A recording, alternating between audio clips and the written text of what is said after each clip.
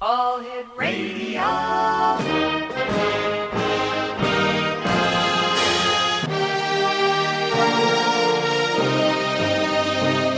Welcome to the X Zone, a place where fact is fiction and fiction is reality. Now, here's your host, Rob McConnell.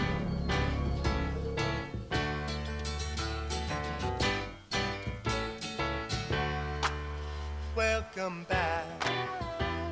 Your dreams were your ticket out. Welcome back to that same old place that you laughed about.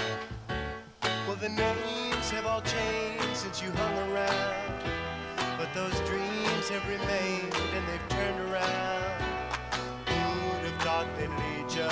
Who'd have thought they'd lead ya? Back here where we need ya. Cause we got him on the spot. Welcome back. Welcome back. Welcome back. Welcome back. Welcome back. And welcome back, everyone, to our number 2 of tonight's show. I'm Rob McConnell, and this is the X Zone, a place where people dare to believe and dare to be heard. It's a place where fact is fiction, fiction is reality. And the X Zone comes to you Monday through Friday from 10 p.m. Eastern until midnight right here on your hometown radio, Classic 1220, streaming at classic1220.ca. My guest this hour, X Zone Nation, is Trish Ahjel Roberts, and we're going to be talking to Trish about transformational and spiritual coaching. She is the author of The Anger Myth, Understanding and Overcoming the Mental Habits That Steal Your Joy, and also the 12 Steps to Mind-Blowing Happiness. Joining me now from Brooklyn, New York, is Trish. And Trish, welcome to the X Zone. Thank you. I'm so happy to be here. Tell us a little bit about yourself, Trish, and how you started doing that thing you do. Yeah, so for me, it started really back in 2010. I was in a difficult chapter of my life. You know, the job wasn't working out and the relationship wasn't working out. I was a single mom in a new city. I had just moved to Atlanta at that time. And I remember sitting at my kitchen table. Yes. And I Googled the word meditation because I thought, well, nothing else is working. Maybe meditation will help. And from there, I found a local meditation center in Atlanta. They had a 30-minute session. And the first time I went in there, the woman greeted me and she said, I don't know if this is going to be something you want to do. And I thought, okay, this is strange. But then she dropped the bomb on me. She said, we're going to meditate on death. And I thought at the time, oh, of course, it's perfect because my life is a disaster. Let's meditate on death. But from there, it just became an exploration for me. And it was almost like a near-death experience. You know, I learned so much. I started studying Buddhism and meditation and energy healing and spirituality, and it has just grown and grown from there. Now, what is a transformational coach, and how do you help people? So a transformational coach is someone who helps a person go from their current situation to their aspirational situation. So for everyone, it's different. Okay. It could be, for a lot of people, it's just you reach a point in your life and you look at your life and you realize it doesn't look the way that you want it to. So it could be your work, it could be your relationships. For a lot of folks, honestly, Rob, it's just feeling like you're not that happy or satisfied or living your life to its fullest. So for each client, we go through a series of what I call the 8 main life areas, and we assess each one, and then we choose the ones that is most important to the client to work on. So would it be fair to say that you're the person that is outside of the box, that sees the entire problem, and you help the person that has come to you for help in order to get them to that person who you've seen from outside the box and understand all their potential and how to get them to where they want to go? A lot of times, yeah, because, many times people get stuck and they get very stuck in the present and they don't see their potential. They don't see who they might be designed to become. So I help them to get there. Now, how do you see their potential? Like if I was to come to you and say, Trish, I'm not where I want to be. This is not what I expected my life to be. How would you take it from there? So I do use a series of metrics. We use 21 metrics. So I would have an initial assessment where we have a conversation. Mm-hmm. But I do think that some things are intuitive. You know, when I meet with clients, it's always video so that I can read the body language and the energy a little bit more than just through an audio conversation. Okay. And yeah. What has been your greatest challenge when helping people? You know, I think a lot of people struggle with self-worth and even investing in themselves. So, when I work with clients, it's a 3-month minimum. You need at least 12 sessions to really have any kind of significant shift in your life. And even that is not a lot. Some folks want to do 6 months. I do at least 3 months, which is 12 sessions. But many times clients want to give up on themselves before they get far enough down the process to really have that internal shift. Mm-hmm. I try to help them along with the metrics because, most of us, at least in the Western world, in the US, I would imagine the same in Canada, we're very focused on what are the results? What's the return on investment? Exactly, We yes. want to see the numbers. Mm-hmm. So that helps people move along. And usually when they see their numbers, it really surprises them and, helps them push forward. But I think that's the biggest challenge that, many times we just don't feel like we're important enough to ourselves to work on ourselves. Is it true that if you can't love yourself, no one else can? I don't know that that's necessarily true. I think there's a lot of people who don't have a good sense of self-love, Mm-hmm. and it shows up in relationships sometimes when people are trying to love you, but you're having a really hard time receiving it because you don't have a lot of self-love, a lot of love for Okay. yourself. But I certainly think it's very possible to love someone who does not love themselves. Now, how long that will work out is another question. What made you decide to write The Anger Myth? I'm so glad you asked me that. So I wrote a book called 12 Steps to Mind-Blowing Happiness Mm-hmm. back in 2001. And that was really like a divine download. 3 o'clock in the morning, I woke up and I had to write these steps. And it was like, oh my gosh, this is what people need to hear.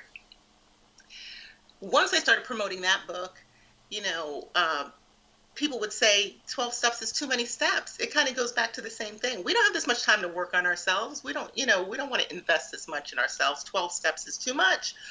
So I got the question over and over again, what is the one step that you would teach people if they wanted to transform their life? And the one step is learning to transform your anger. And most of us have never learned about anger. We don't even really understand what it is. So the book breaks down what I call anger's 7 cranky cousins, which are the subtler versions of anger.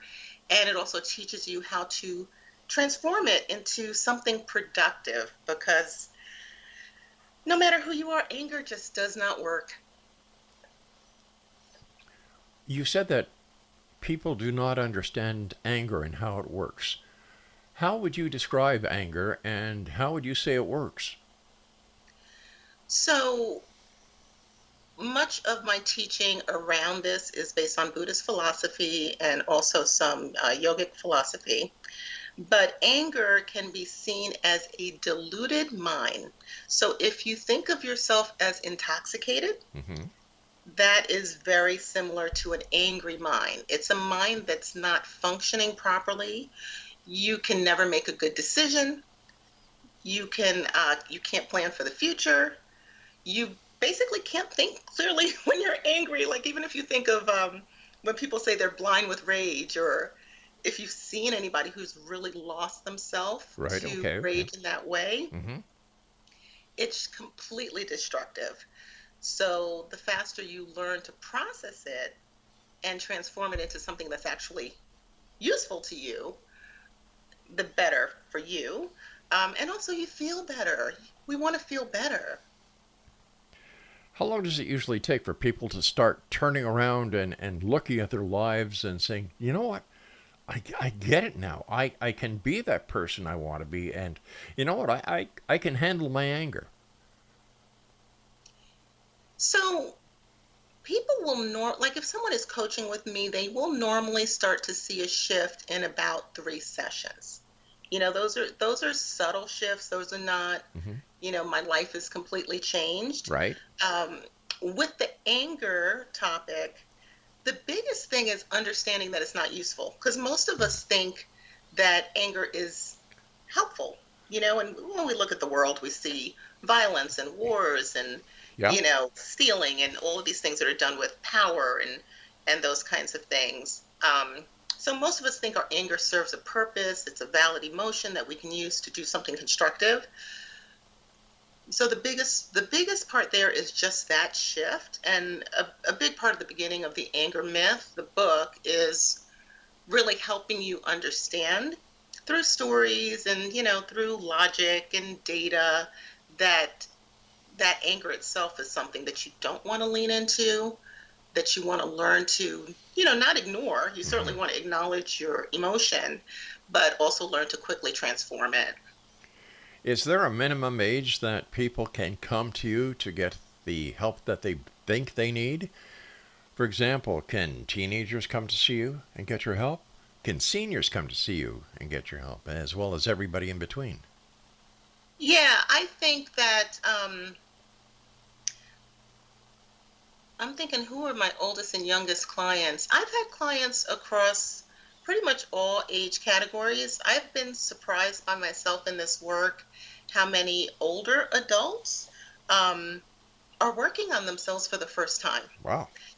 Yeah. And then as far as teenagers, I think that would be fantastic. I haven't worked with anyone younger than their 20s, but I think it would be fantastic for younger people to access this kind of help, especially if they're struggling with negative emotions. And I know a lot of kids are nowadays with the onset of social media. Yes. All right, stand by. You and I have to take our first break at X Zone Nation. I'll be back on the other side of this break with our special guest of this hour, Ms. Trish Ahjel Roberts. And if you'd like to find out more about Trish, her website is TrishAhjelRoberts.com. And we'll be back as we continue here in the X Zone from our broadcast center and studios in St. Catharines, Ontario, Canada, on the X Zone Broadcast Network, and on your hometown radio, Classic 1220, streaming around the world at classic1220.ca.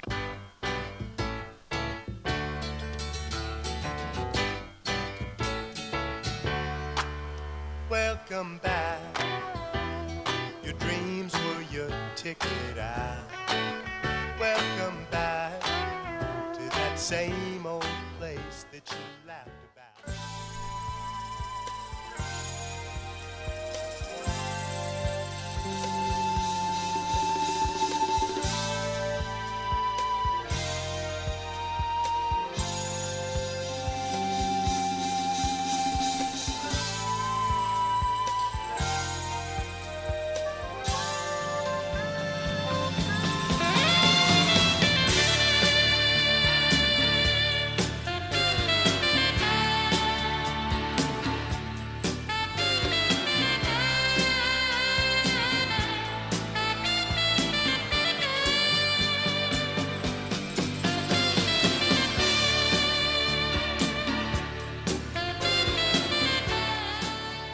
Welcome back, everyone. We're talking to our guest this hour, Trish Ahjel Roberts, and her website is trishahjelroberts.com.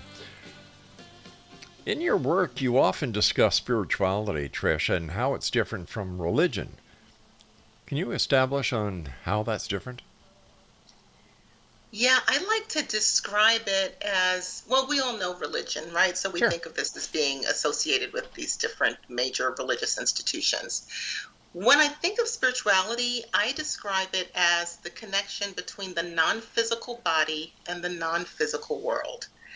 And I like that for my people who are atheists or agnostic or just have not developed any sort of belief system around that. Many people are hurt by major religions, and they really back away from the idea of spirituality at all.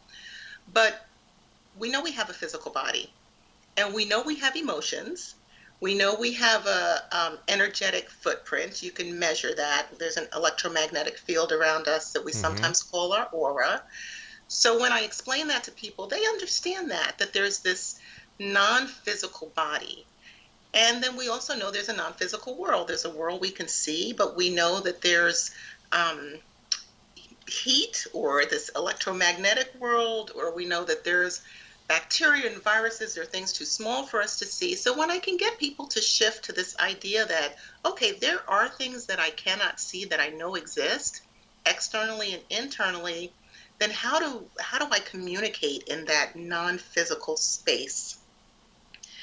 So I like that that explanation, and there's a lot of ways that you can do that. I don't know if you want me to get into that a little bit. Yes, please do.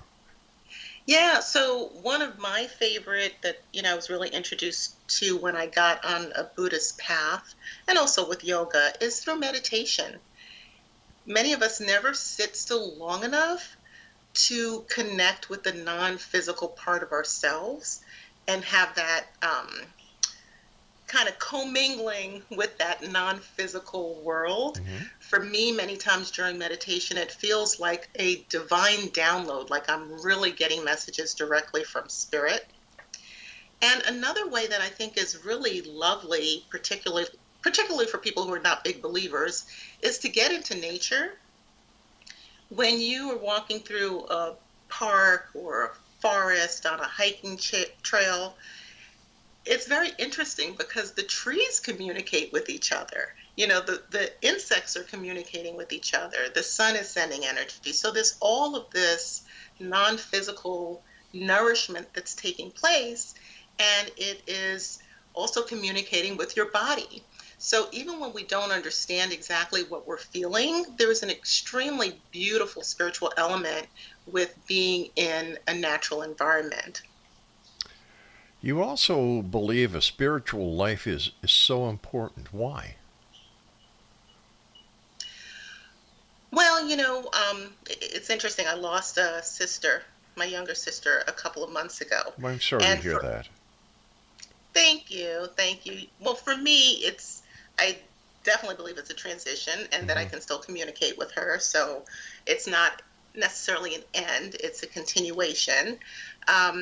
But the spiritual life is so important because when you think of that continuation, and pretty much all belief systems believe that there is a continuation of the spirit. When you leave this life, you can't take your degrees with you. You might have a medical degree, a PhD, who knows? You could have all kinds of education, perhaps familial relationships. You might have all the money in the world. You might have 500 pairs of shoes. You could have all kinds of things. But when you leave here, all you take with you is the little imprint of spiritual work that you've done on your mind, right? So that is, in my opinion, the most important thing to work on in your life. It's the only thing that carries on. You were mentioning that you communicate with your sister. How do you do that? Yeah, so it's funny. I wanted to tell you this story because I started pulling notes together when I got the call from you guys. And I realized last year around this time, it was actually June, I woke up one morning and I noticed a mark in between my eyebrows, in the part of your body people think of as your third eye. Right. And of course, I always think things have meaning. And I said, oh, look at that. My third eye's opening. How cool. That's kind of big language in the yoga community or people who follow the chakra system. Well, a few days later, I noticed it was getting worse. So it turned into an actual skin infection right in the middle of my eyebrows, which was a little gnarly for a while, Rob. But then it healed over to this kind of cool little scar, highlighting that mark on my face. About a month after that, so July of last year, I had been following Gabby Bernstein, who was a very well-known speaker and author and spiritual teacher. And she had a meditation that she does to talk to your spirit guides. So I started doing that. I did it for the first time in July. And it was almost as if there were just all of these ancestors of mine who were waiting to talk to me. And then I started doing it on a little bit more consistent basis. And the past year has really opened a path to communication that's been really powerful. So how do you prepare for the communication? Do you do meditation, or is it just as simple as putting yourself into a quiet space in your mind and then just opening up the door to the communication? Yeah, so, and again, it doesn't have to be through her particular offering, but it is setting aside some quiet space, asking for spirits to speak to you, but only spirits of the highest love and compassion. So we don't want to invite anyone in who is not coming from the right place.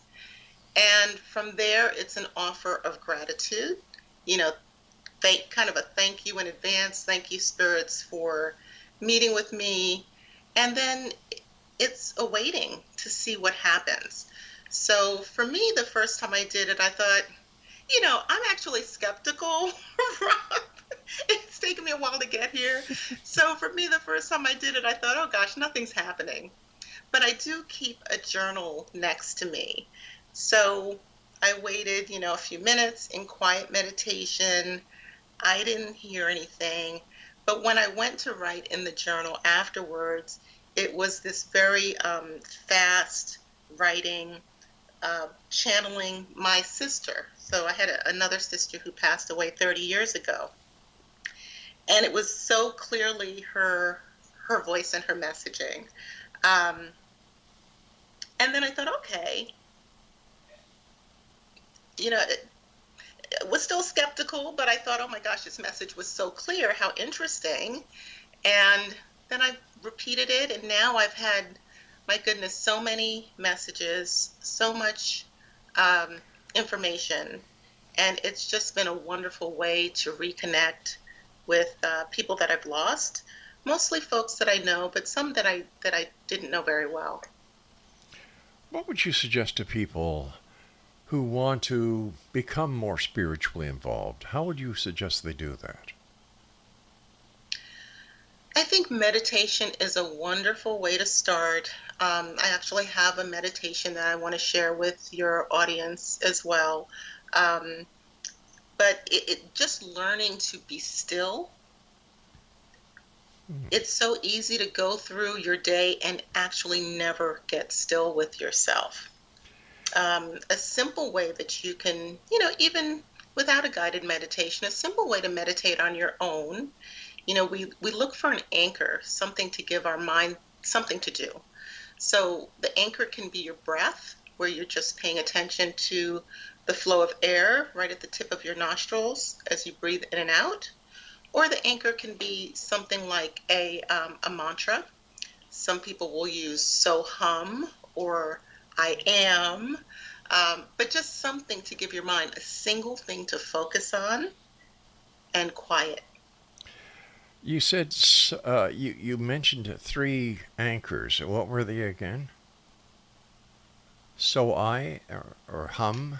Yeah, I'll do it again. So it could just be your breath. Okay. So it could just be your breath, where all you're doing is you're going to say, I'm going to let my mind do one thing only, which to me is the purest form of meditation, telling your mind to do one thing, which is not that easy. It takes some practice. So the one thing could be focusing on the sensation of breath as it enters and leaves your nostrils, and that's it. Or the one thing could be some sort of mantra, which is something that you would repeat to yourself. So hum is the Sanskrit, which is basically the English translation would be I am. I am. So basically what you're doing is you're getting to your body to focus on just one thing and blanking out the rest of the world. Yeah, when you focus on one thing, Mm-hmm. it's remarkable how much space opens up inside of your mind, if that makes sense. It does. And yeah, mm-hmm. No, it does make There's a sense. whole world in there. Why aren't we taught this at an early age so that we can enjoy life as it should be enjoyed, and we can enjoy ourselves as we should be enjoyed? I really believe that it doesn't benefit everyone for us to enjoy our lives. Um, Depending on how our governments are structured, maybe it benefits people for us to not feel very empowered, to be a cog in a wheel or a worker in a system. You know, there's a strong, I would say a strong patriarchy, at least in Western economies, where we're taught to look to a particular person for guidance or power as opposed to finding it internally. All right, So, and I can understand that, but I hate to be rude here. I have to cut for my break, so please stand by. okay. Exonation, I'll be back on the other side as we continue this interesting talk about how we can be us, the best we can be. And Trish will continue telling us and giving some idea on how we can do that. I'm Rob McConnell. This is the X Zone. You're listening to us on your hometown radio, Classic 1220, streaming around the world on classic1220.ca.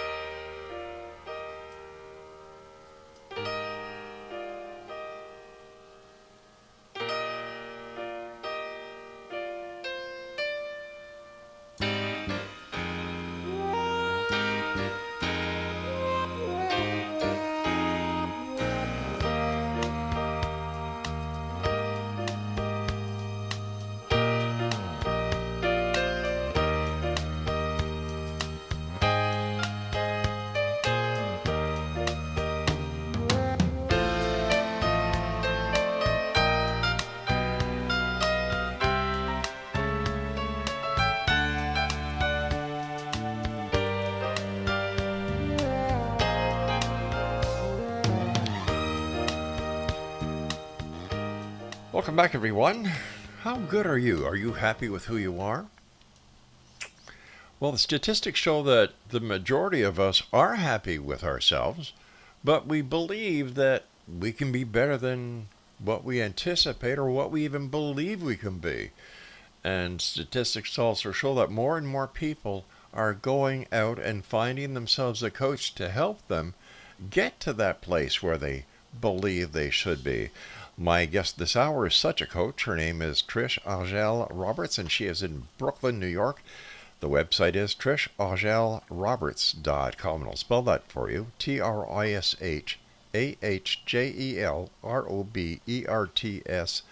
TRISHAHJELROBERTS.com. Trish, what would you say your biggest challenge is when dealing with people to help them be who they can be? Well, you probably heard the term limiting beliefs before, and those are things that we believe about ourselves strongly, but in closer examination, they're not true. So that's typically the biggest challenge that shows up for people. Those belief systems can come from our parents, our family. They can come from our social structure, our neighborhoods. So yes, those would be the biggest. Before the break, we were talking about kind of this idea of a patriarchal structure. Right. I wanted to just circle back to that a little bit as well. Sure.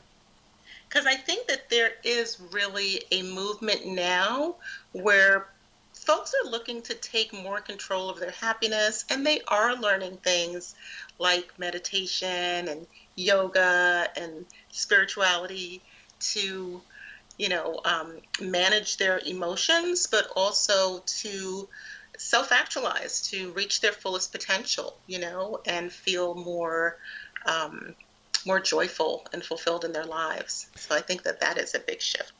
You look back 20, 30 years from ago, and no one ever thought of being anything but the best they can be. And it seems that something in society shifted where we don't think we're good enough. We don't think we work hard enough. We don't think we play hard enough. And in your experience and being an expert in these things, where do you think that line was changed and what changed it? We have so much more access to information now than we used to, even, 20 years ago. So now I can compare myself to, say, a social media influencer on the other side of the world who is behind filters, right? They don't even look like themselves. It used to be we only had the models in the magazines who were photoshopped that might make us feel bad about ourselves. But now anybody can have a filter, and it can be exposed to, kids in their teens and preteens. So, yeah, I just think that there's just a sense of comparison and lower self-esteem just from social media. We know for a fact that electronic and social media bullying is still running rampant amongst our teenagers. Why is this necessary? Why are there kids and people who need to bully others? What does this give them? And how detrimental does this affect the person who's the target? Yeah, that's a tough topic. I mean, we've all heard the phrase that hurt people, right? So back in our day, it used to be if, there was a fight after school, the only people who saw it were the people who were there. Now, if there's a fight after school, it can be blasted across the whole internet. Anybody could see it. It'll never disappear. So just the technology has created the ability to make the bullying so much more detrimental than before that happened. But, bullying is one of those things. Typically, you're looking at someone who's not coming from a happy home environment. Maybe there's abuse in their home, and they're acting out when they get into a school situation or a group situation. In your opinion, should all this access to the information that is out there, as well as the social media platforms like Facebook and, TikTok, Twitter, and Snapchat, where people can misrepresent themselves, should there be some way that people have to say or identify themselves? Why do they need the anonymity of the internet to live? Yeah, and that's a big part of my book as well when we talk about the topic of anger, because people act differently when they're anonymous, whether it's social media, whether it's kind of a mob violence, or whether it's even driving. When you're in a car, people have a sense of anonymity and they act crazier. So I don't know, the answer for social media. Do you make people... I know that Facebook did something along those lines where you have to have a name that's supposed to be close to your real name. They haven't done significant enforcement of that, but you are supposed to have something that's the semblance to your name. I know other providers are doing verifications where you can get a verification badge that says you've been vetted and you really are who you are. But I don't see how that could be implemented across all platforms. What about social media in today's world when it comes to anger, when it comes to, I'm sorry, not social media, but artificial intelligence? Where does how is this going to affect people's anger, and will people be able to get the help they need in changing their anger if you combine artificial intelligence with social media? And who knows what's on the horizon? Ooh, I tell you, there's a lot to be concerned about there. I do want to mention the subtler versions of anger. I call them anger's seven cranky cousins because we don't always think about these. So those are disappointment, annoyance, frustration, jealousy, impatience, guilt, and resentment. And basically, anger happens when you don't get what you want on some level. Um, Now, my concern, and I have lots of concerns around AI, but it's coming, so we should all be learning about it. Mm-hmm. But my concern with AI, one is that we can be so easily represented. Somebody can take your voice or my voice Yeah. or our images and, you know, Steal create them. something that looks very real Mm-hmm. that actually is not real. And we're just at the beginning phase of that now. The other thing is, we're already looking at how people are using anonymity to kind of troll people and be negative or hateful. I can only imagine how AI could be used in a similar way to create, characters that are not for the best intentions. Sure. And then the other thing is a lot of people will lose jobs. So that's another area. Big time. Yeah. It's going to be hard in the future, and you just look around and say, all right, you go to the bank. I used to enjoy having conversations with the bank teller. Now you go to the ATM, you call online you go online, you telephone a company to speak to a representative. You get all this, press 1 for this, press 2 for that, press 4 for this, there's no more individuality out there. It's been Well, a lot more people are isolated, Mm-hmm. and that is also great breeding ground for anger. Where do you think that the time that we spent secluded because of COVID, how did that affect us as a society and the anger issues and the work that you do in helping people to recover from those horrific days that we all endured? Yeah, we saw a lot of it, I think, when people got back on the airplanes after COVID. And there were so many incidents and fights, and we were almost learning to reintegrate into society again after being home and isolated Mm-hmm. for so long. In my experience, I've seen folks who were not very impacted by the pandemic, where they were working and things were probably pretty normal. Mm-hmm. There were people like me and many others who took the time for creative pursuits and kind of enjoyed some of that quiet time.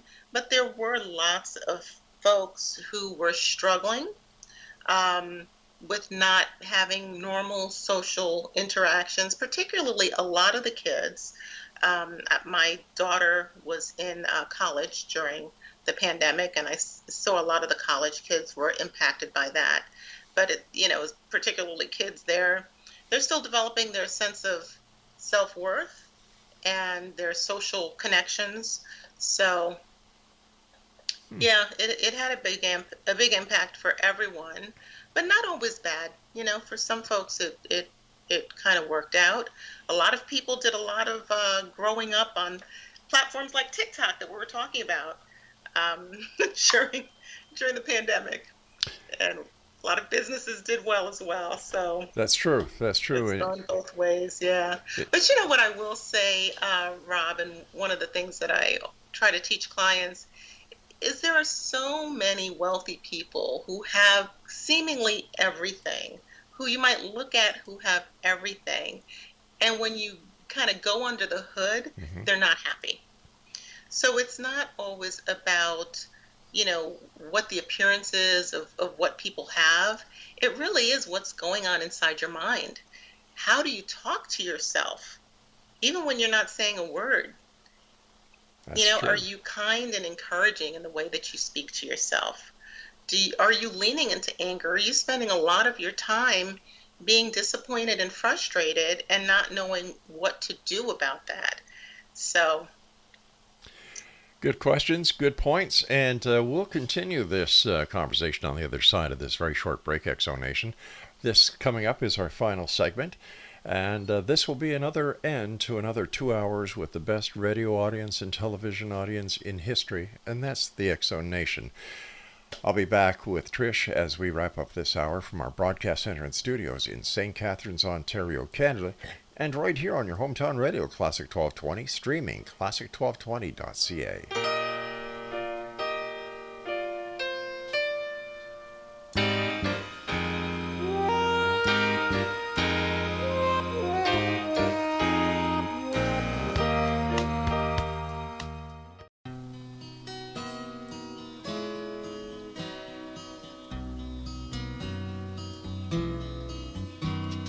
Rainy day people always seem to know when it's time to call. Rainy day people don't talk, they just listen till they've heard it all. Rainy day lovers don't lie when they tell you they've been down like you. Rainy day people don't mind if you cry on a tear or two. If you get lonely, all you really need is that rainy day love. Rainy day people all know there's no sorrow they can rise above. Rainy day lovers don't love any other. Welcome back, everyone. Trish Ahjel Roberts is our special guest of this hour, and if you'd like to find out more about Trish, visit trishahjelroberts.com. That's TRISHAHJEL Roberts.com. You know, Trish, you and I were talking about the social media platforms and their effect on kids as well as many adults.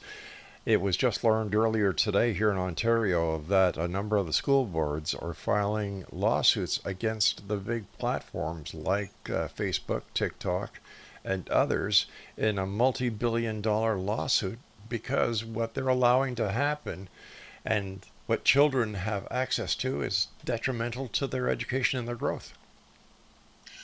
Yeah, and most people don't understand how the algorithms work, the way that they keep feeding you and making you follow. So I agree with that.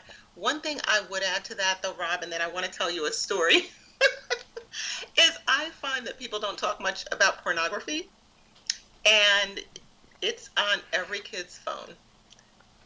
So it's almost like it's the elephant in the room. Let's ignore it and talk about social media influencers, but it really is everywhere.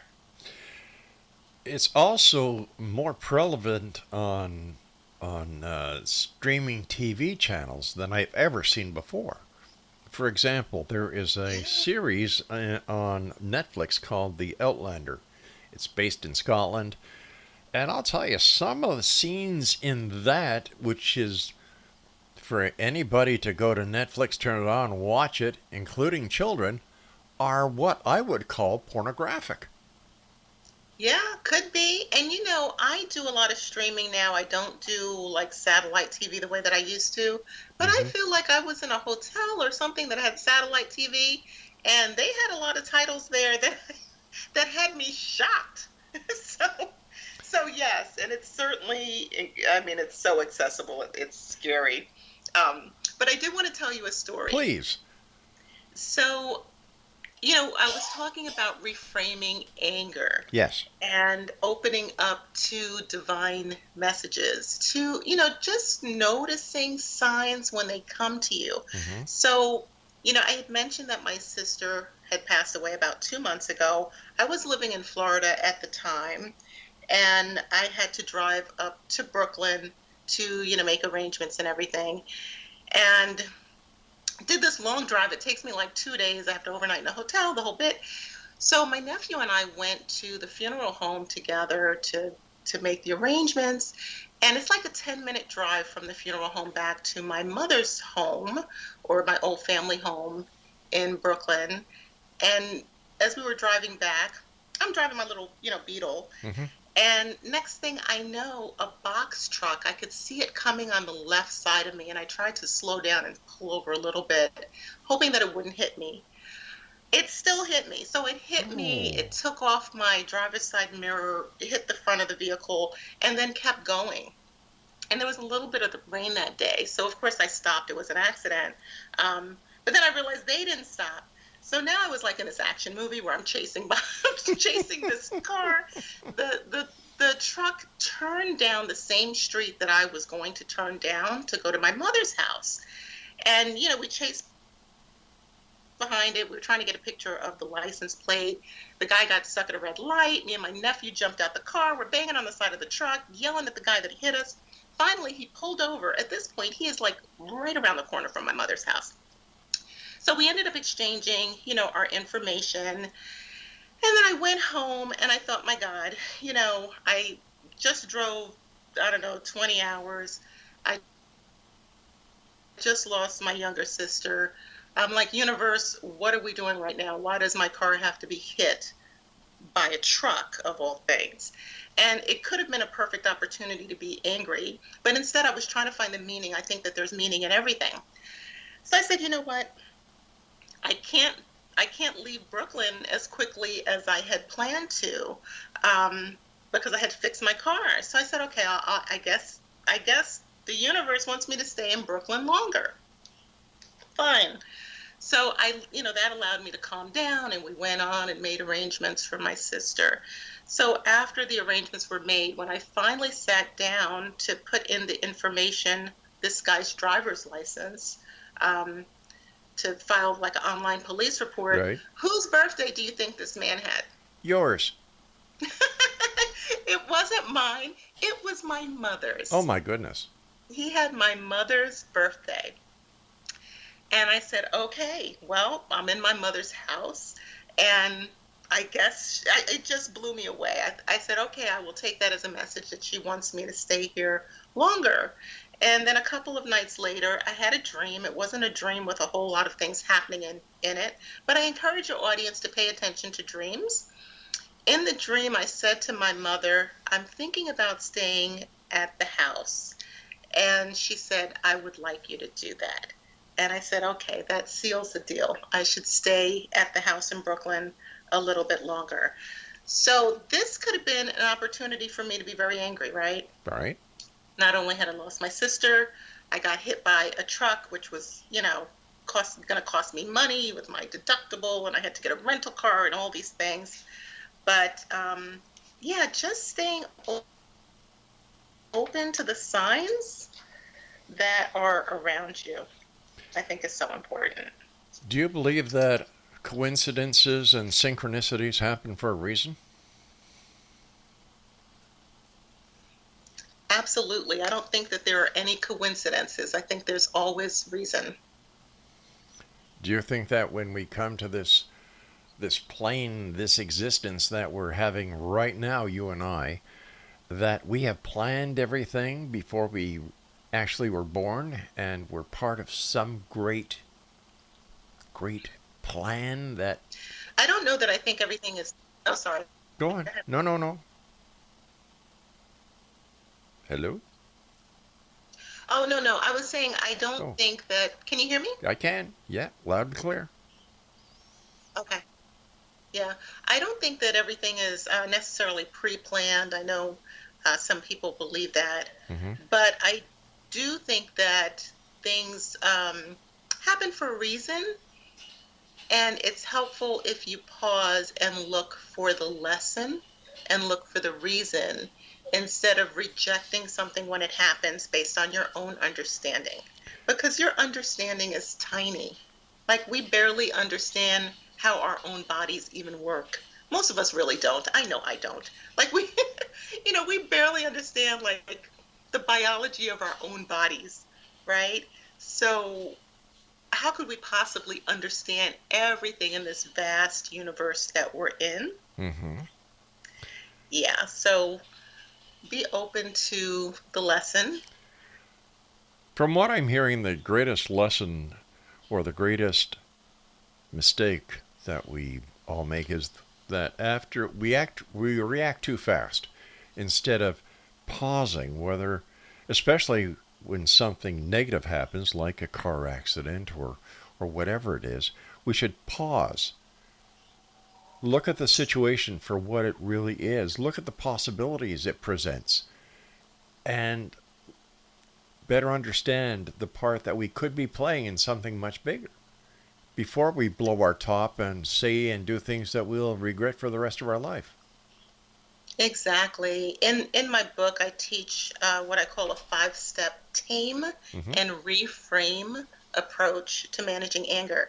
And the first step is to acknowledge your anger, but the second step is to breathe, to to have that pause, just to create some space. Yes. Before you start having all of these judgments about what happened when you really don't know.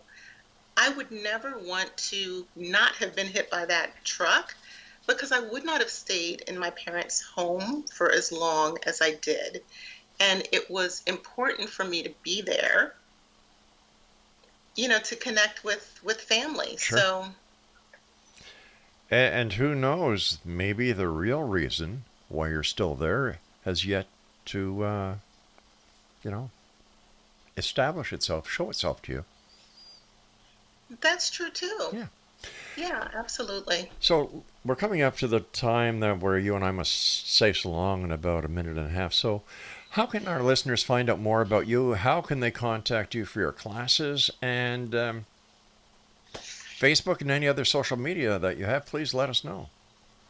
Yeah, so you can find me just about everywhere by my name, which is Trish Ahjel Roberts. And if you go on theangermyth.com, you can take the Anger Myth quiz and find out your anger quotient. And you'll also get a free download, 7 tips to transform anger. And if you do that, it's a fun quiz. It'll also put you on my mailing list, so you'll learn about promotions and different activities that I have coming up. So I would love for your audience to connect with me either through the Anger Myth quiz or follow me on social media.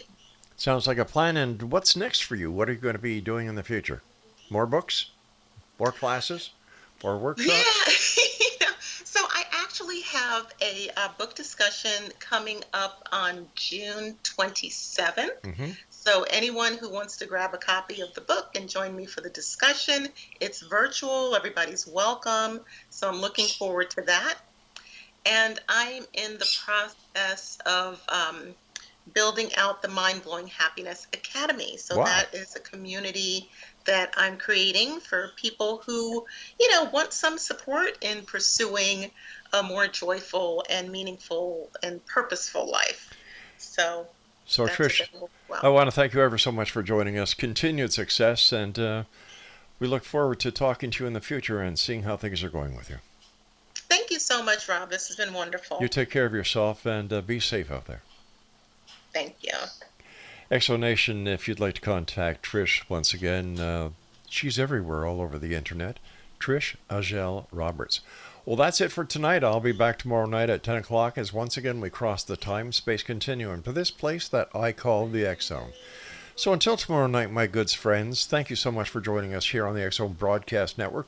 And of course, your hometown radio, Classic 1220, streaming around the world on classic1220.ca. And as I say always at this time of night, have a nice evening, and always remember to keep your eyes to the sky and your heart in the light. Good night, everyone. If you get lonely, all you really need is that rainy day love. Rainy day